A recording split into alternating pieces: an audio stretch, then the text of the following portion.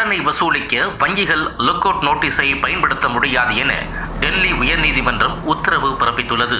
முதலில் இந்த look out notice என்றால் என்ன, அது எதற்காக பயன்படுத்தப்படுகிறது என்பதை பார்க்கலாம். ஒரு குற்ற வழக்கில் தேடப்படும் குற்றவாளியாக அறிவிக்கப்பட்ட நபர் சொந்த நாட்டை விட்டு வேறு நாடுகளுக்கு பயணம் செல்வதை அல்லது வெளிநாட்டில் இருந்து உள்நாட்டிற்கு வருவதை தடுக்கும் நோக்கத்துடன் இந்திய காவல்துறை உள்ளிட்ட சில துறைகளால் விடுவிக்கப்படும் சுற்றறிக்கையைத்தான் கவன ஈர்ப்பு சுற்றறிக்கை, அதாவது லுக் அவுட் சர்க்குலர் என்று கூறுவோம். இப்படி குற்றம் சாட்டப்பட்ட நபர் நாட்டை விட்டு வானூர்தி நிலையங்கள், துறைமுகங்கள் போன்றவைகளின் வழியாக வெளிநாடுகளுக்கு தப்பிச் சென்று விடாமல் தடுப்பதற்காக பன்னாட்டு எல்லை சாவடிகளில் செயல்படும் குடியுரிமை துறையின் இமிகிரேஷன் செக்போஸ்ட் அதிகாரிகளுக்கு இந்த கவன ஈர்ப்பு சுற்றறிக்கை அனுப்பி வைக்கப்படுகிறது. இந்த கவன ஈர்ப்பு அறிக்கையில் குற்றம் சாட்டப்பட்டவரின் புகைப்படம், பெயர், கடவுச்சீட்டு தகவல்கள் போன்றவை இடம்பெற்றிருக்கும். கவன ஈர்ப்பு சுற்றறிக்கையில் குறிப்பிடப்பட்ட நபர் வெளிநாடுகளுக்கு செல்வதற்காக வானூர்தி அல்லது கப்பல் போன்றவைகளின் வழியாக பயணம் செய்ய முற்பட்டால் குடிவரவுத்துறை அதிகாரிகள் குறிப்பிட்ட நபரின் பயணத்தை தடுத்து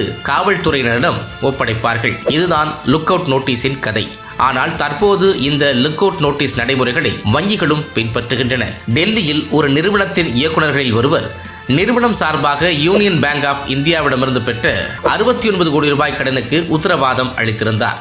இதையடுத்து அவர் அந்த நிறுவனத்தில் இருந்து விலகி வேறு நிறுவனத்தில் சேர்ந்து விட்டார். இவர் கடன் வாங்கிய நிறுவனம் கடனை திருப்பிச் செலுத்த தவறியதை அடுத்து உத்தரவாதம் அளித்ததன் அடிப்படையில் வங்கி அவருக்கு எதிராக லுக் அவுட் சுற்றறிக்கையை வெளியிட்டது. இதை எதிர்த்து அந்த இயக்குனர் டெல்லி நீதிமன்றத்தில் வழக்கு தொடர்ந்தார். இது தொடர்பான விசாரணையின் போது நீதிமன்றம் தற்போதைய வழக்கில் மனுதாரருக்கு எதிராக எந்த குற்றவியல் நடவடிக்கைகளும் நிலுவையில் இல்லை, அவர் நிதி மோசடியில் ஈடுபட்டதற்கான குற்றச்சாட்டுகளும் இல்லை, மனுதாரர் உத்தரவாதம் அளித்த கடன்களை அந்த நிறுவனம் திருப்பிச் செலுத்த இயலாமையால் மட்டுமே மனுதாரருக்கு எதிரான லுக் அவுட் சுற்றறிக்கை பிறப்பிக்கப்பட்டுள்ளது.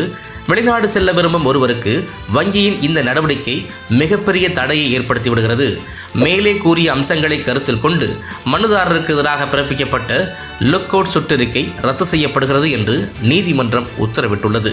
கடனை திருப்பிச் செலுத்தாதவர்களுக்கு எதிராக லுக் அவுட் நோட்டீஸை வெளியிட பொதுத்துறை வங்கிகளுக்கு அதிகாரம் இல்லை என ஏற்கனவே மும்பை உயர்நீதிமன்றம் தெரிவித்திருந்தது குறிப்பிடத்தக்கது.